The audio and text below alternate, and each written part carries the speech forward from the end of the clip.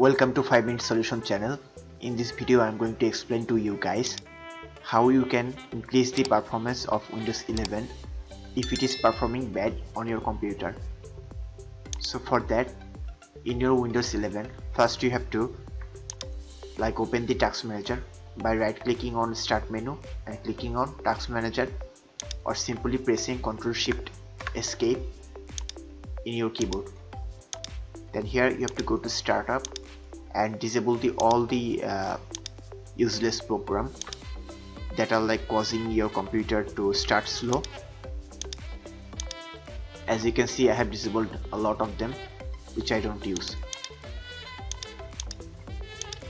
So after this, you have to go to Windows search option here, or simply you can click on Start menu and search for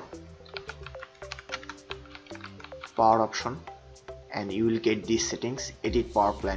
Click on that, and here you have to click on Power Options,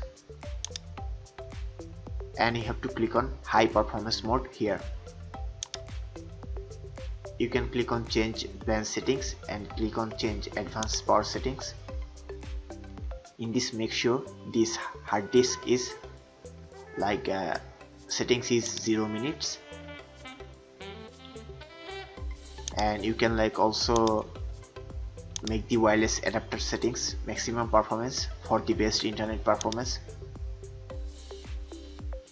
You can make AMD graphics power settings maximize performance, and in processor power management you have to make it 100% in both the options.